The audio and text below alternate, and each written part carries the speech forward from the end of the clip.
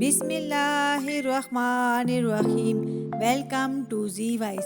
ممتاز مفتی، معروف ادیب، افسانہ نگار، خاکہ نگار، سفر نامہ نگار، مولم اور صحافی ممتاز مفتی کا اصل نام ممتاز حسین تھا۔ وہ بٹالہ ضلع گرداسپور میں 11 ستمبر 1905 کو پیدا ہوئے۔ ممتاز مفتی نے لاہور میں تعلیم حاصل کی اور پھر تدریس کے پیشے سے وابستہ ہو گئے۔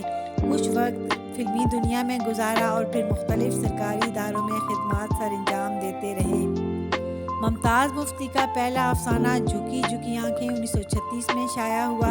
ادبی دنیا لاہور میں شائع ہوا تھا۔ ان کے افسانوی مجموعوں میں ان کہی، گہما گہمی، چپ، اسمارائیں، گڑیا گھر، روغنی پتلے، سمے کا بندھن کے نام شامل ہیں۔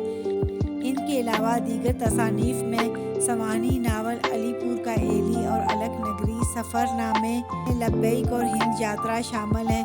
خاکوں کے مجموعے میں پیاز کے چھلکے، اوکھے لوگ شامل ہیں۔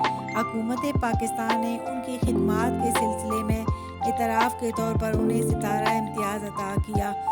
27 اکتوبر 1995 کو ممتاز مفتی اسلام آباد میں وفات پا گئے اور اسلام آباد کے مرکزی قبرستان میں آسودہ خاک ہوئے۔ ان کا ایک بیٹا اکسی مفتی ہے۔ اللہ تعالیٰ ان کے درجات بلند کرے۔